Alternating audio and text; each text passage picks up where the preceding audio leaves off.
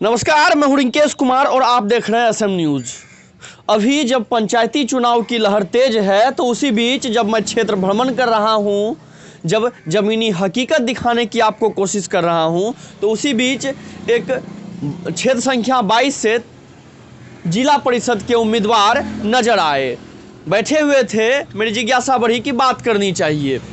तो सबसे पहले क्या नाम हुआ सर आपका? शत्रुघ्न प्रसाद चौधरी। शत्रुघ्न प्रसाद चौधरी। अच्छा, एक बात बताइए, क्या आपको कमी लगा ऐसा कि चुनाव में उतरना पड़ा, आपको चुनाव लड़ना पड़ा? सबसे पहले ये मैं लगातार 25-30 वर्षों से सामाजिक सेवा में लगा हुआ हूं और आज तक मैंने देखा जो भी जिला परिषद सदस्य चुने, किसी भी प्रकार का जो ग्राउंड से जो है वंचित, दलित, पिछड़ों, आदिवासियों या जो भी हमारे गरीब गुरबा है उसके योजनाओं को धरातल तक नहीं उतारा जाता है। गांव में स्वास्थ्य सेवा पूरा चरमराया हुआ है। लोगों को यदि कोई बीमार होता है तो कई किलोमीटर दूरी करके आना पड़ता है, इसलिए स्वास्थ्य सेवा भी चरमराया हुआ है। इसलिए मुझे लगा जो आना चाहिए, इसके माध्यम से मैं उनकी आवाज़ को प्रशासन तक पहुंचा सकूं, सरकार तक पहुंचा सकूं। क्या मुद्दा रहेगा आपके इस चुनाव का? मेरे चुनाव का मुद्दा यही रहेगा, जो मैं यदि ये चुनाव जीत गया तो मैं जन जन के साथ जुड़ करके उनकी जन समस्याओं को समाधान करने का कोशिश करूंगा। उसकी आवाज़ बन करके मैं प्रशासन और सरकार तक ले जाऊंगा और उसके समस्या। ये तो हो गई कि आपकी बात, मतलब अगर इतना सारा कैंडिडेट है, इतने सारे कैंडिडेट में आप ही को वोट क्यों करे जनता, आप ही को क्यों वोट करे? चूँकि मेरा सामाजिक कार्यकर्ता के रूप में 35 वर्षों का इतिहास है और मैं आज तक किसी भी प्रकार का किसी भी व्यक्ति को ठगने का काम नहीं किया। निश्चित तौर पर मैं जो बोलता हूँ उसको धरातल उतारने का कोशिश करता हूँ। इसलिए जनताओं में मेरे प्रति काफ़ी झुकाव है। जो यहाँ के जनता कह रहा है, मुझे ऐसा ही प्रत्याशी चाहिए जो हम लोगों के जन जन तक हमारी आवाज़ को पहुँचा सके। निश्चित तौर पर जनताओं का क्षेत्र संख्या 22 में 5 पंचायत है: कड़रवा, सिमरिया, थलागड़िया उत्तर, महेशवा, पथरा गोरधे। निश्चित तौर पर पांचों पंचायत में युवाओं में, बुजुर्गों में, दलितों में, पिछड़ों में, अगड़ों में, अल्पसंख्यकों में एक उफान है जो हमें एक अच्छे प्रतिनिधि मिलने जा रहा है और चारों तरफ लोगों का जन समर्थन, अपार जन समर्थन मिल रहा है।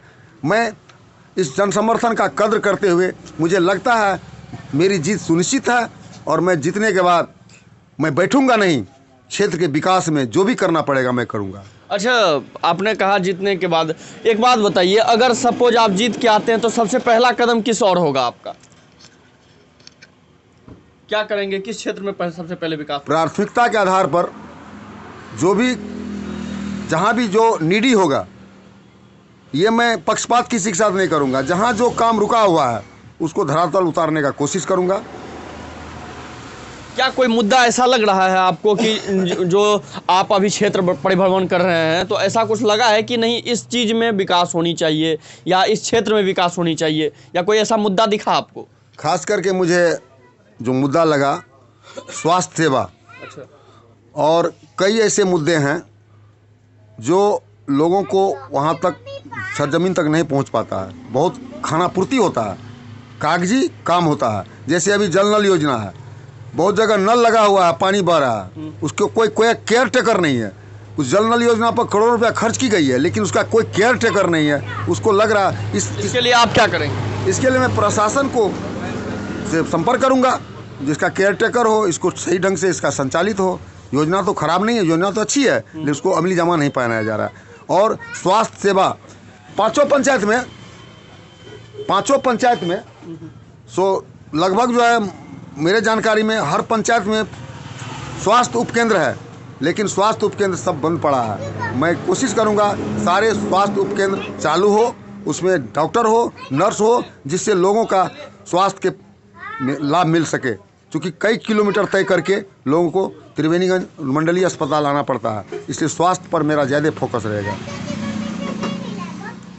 ये सही बात है। मैं भी अभी आपको जितनी भी आपको ज़मीनी हकीकत मैंने दिखाई उसमें आपको अधिकांश लगा होगा कि मैं उप स्वास्थ्य केंद्र पे ज़्यादा बात करता हूँ या फिर उप स्वास्थ्य केंद्र दिखाने की ज़्यादा कोशिश करता हूँ। अभी नेताजी भी बोल रहे थे, शत्रुघ्न प्रसाद चौधरी जी भी बोल रहे थे कि नहीं, अगर मैं जीत के आता हूँ तो वो उप स्वास्थ्य केंद्र जहाँ डॉक्टर नहीं रहते, जहाँ की हालत जर्जर है, उसे आप ठीक करेंगे, है ना, उसे सही करने की आप कोशिश करेंगे। ये अच्छी भी बात है, क्योंकि हर कहा जाता है हर 5,000 की आबादी पर एक उप स्वास्थ्य केंद्र होना चाहिए, है भी, लेकिन वो सुचारू रूप से चल नहीं रहा है, चालू नहीं है, तो उसे आप चालू करवाएंगे। अच्छा, एक बात बताइए, अभी गांव में अगर आप चल जाते होंगे तो इस बार ईवीएम पे चुनाव होना है, तो ईवीएम पे क्या लगता है कि सभी को पता है या फिर बताना पड़ रहा है?